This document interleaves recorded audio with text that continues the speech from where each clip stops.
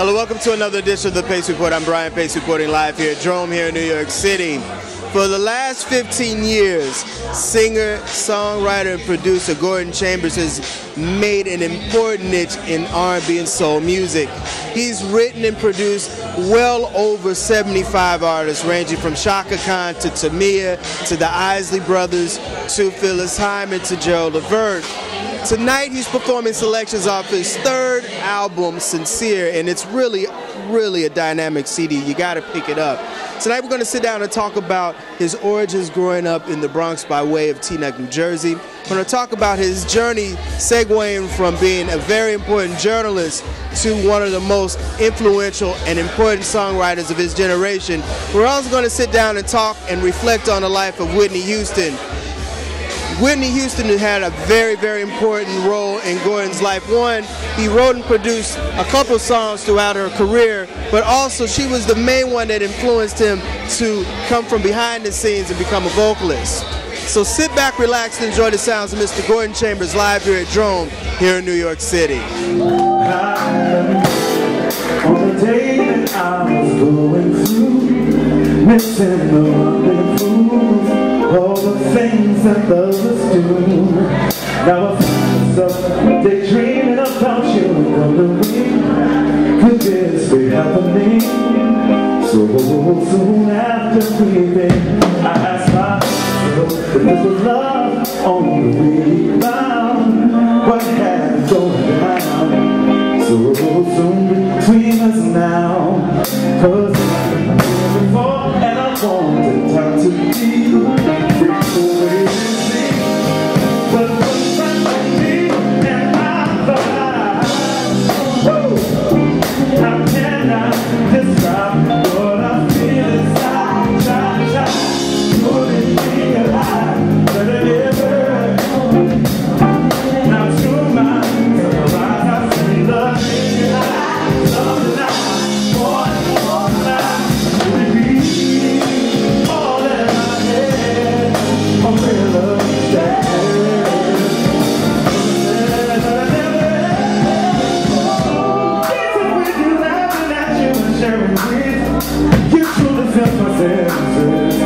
So from now to Vegas, when I have you and things I find it's hard to live. Pretty girl, you got me wondering, should I take my next and give it to your eyes?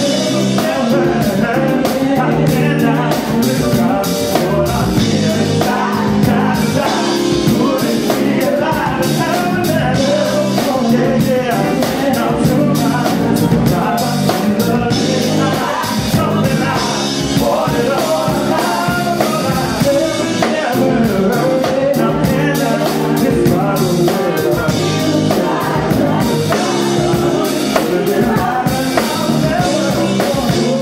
Congratulations on Sincere. This is your third project, and this is a little different now because you have a lot of producers kind of collaborating on this project. Yes, a lot of new producers that became friends, and over the last 4 years of touring, I've played in many cities and met amazing band members who told me that they had really good tracks. And so I had them submit their tracks, and I loved their tracks and wrote to their music. So this album has a very organic and musical feeling, because part of the challenge when you do albums with a lot of production is how to translate those songs into live arrangements. That's an easy sort of fix. But with this album, it's very easy because the producers were all, musicians themselves. So the tracks lent themselves to being able to be reproduced live really, easily. So it's a very musical album, very organic, very authentic, very honest, very sincere, very heartfelt, very passionate. You also go back to some of your origins in gospel on this disc also. I mean, there's a track on here that you know exactly what I'm talking about. It hit home. Yeah, there's a live recording of the gospel standard, Walk With Me, Lord, which was actually completely unrehearsed. We did that live at the Blue Note with absolutely no rehearsal, none.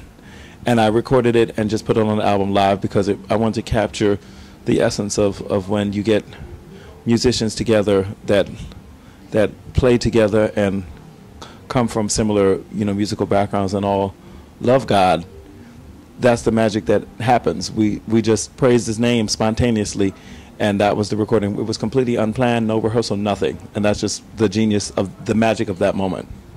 And then you also did a very stirring tribute to the great Donny Hathaway, A Song for You. It's a beautiful song. Thank you so much. You know, I'm just really shocked and humbled that people appreciated that rendition as much as they have, because that, as we all know, A Song for You has been recorded by hundreds and hundreds and hundreds of artists. You know, Barbra Streisand, Whitney Houston, you know, Donny Hathaway. I mean, and Donny Hathaway's version is not the original version. It's written by Leon Russell. But people really, really responded well to this version. I kept it really simple. I played piano on it by myself, and I didn't have any other instruments, just me doing vocals and piano to kind of get it close to Donny's version, which was just piano, voice, and some strings. And I think that's why people enjoyed it, because it was very close to the feeling of the original, the simplicity of it. And Donny Hathaway is I think, hands down the greatest R&B soul singer in the 20th century, I think. And I, you know, by honoring him, I was not just honoring him, but honoring the music that I grew up with, which is the 70s soul music, and that's the music I heard in my parents' basement, and the music that inspired me to want to be a musician. People like Donny and Roberta and Shaka and the Isley Brothers and some of the Van McCoys, some of the 70s, the Donna Summers, and some of the early hip-hop, the Sugar Hill Gang, because all of that was live instruments, and reggae, because I'm Jamaican, so we heard a lot of the, you know, the classic reggae tunes by Toots and Maytals and Bob Marley and Bunny Wailer, Peter Tosh. So I was surrounded by amazing music in my childhood, and those are the sounds that made me want to be the musician that I am today.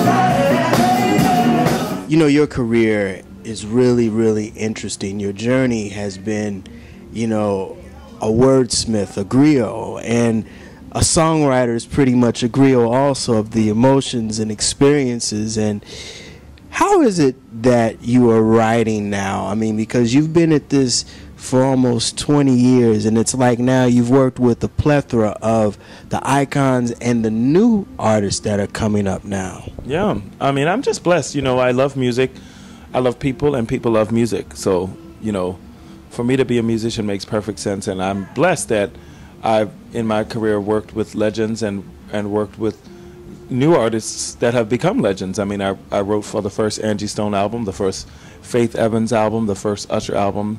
The first Beyonce solo appearance was a song that I wrote that she did on a soundtrack. So I've been a part of the making of legends. So, and now as a performer, now I'm working with young musicians that I hire to play in my shows who are also young legends in the making. I mean, some of my former band members are, you know, now musical directors for Dr. Dre and Janet Jackson, and you know, so it's yet even another chapter of what I'm doing now as a performer, is of touching another generation, and it's been an amazing journey, and it's kind of come full circle because, you know, it's been 20 years and I can remember feels like just yesterday when I was, you know, younger and I was being mentored and being taken around town by people like Phyllis Hyman and Abby Lincoln would invite me to her house just to hang out and talk and chit-chat. And, you know, Barry Eastman, my songwriting partner of almost 20 years, you know, I remember that going into his recording session for the very first time and being amazed that he had all those gold and platinum records on the wall. And now I have, you know, quite a few on the wall myself. It doesn't feel like long ago because I'm still so excited about music. There's still so many things that I'm working on and things that I want to do. What is your pattern of writing? How do you know, Smokey Robinson, Bob Dylan, Joni Mitchell, they have ways that they write songs. How do you go about composing and writing songs and producing? It depends, you know, what the project is and what it's for. I mean, I live my life. You know, you have to live, love, feel, hurt, laugh, eat, smile, drink, enjoy your life. Life is full of emotions, and as a songwriter, I just take the things that I'm going through and the things that I see around me that people are going through, and write. You know, it's kind of like being in tune with your emotions, and you write down what you feel. But a lot of times, my writing is collaborative. I work with a lot of producers who submit tracks to me, and I try to think of, you know, things that are close to my heart and close to my life experiences, but also just have a clever, kind of trendy way of turn of a phrase to put with it, you know, that's something catchy that people will grab onto. But I spend a lot of time just, you know, seeing other art forms, listening to music, going to the museums, going to plays, you know, to just be inspired, you know, by other storytellers, you know. Songs time for me to do my show.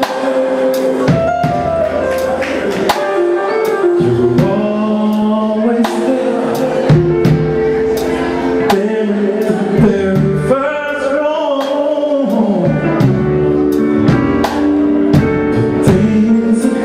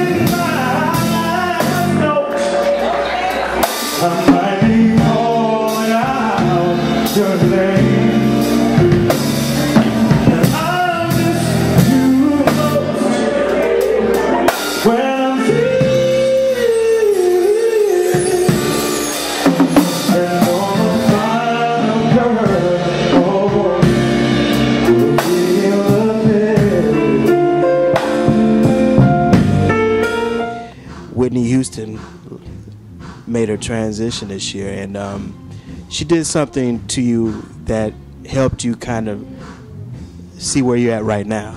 Yes, Whitney was first of all, beyond such a superb musician, she was a wonderful person.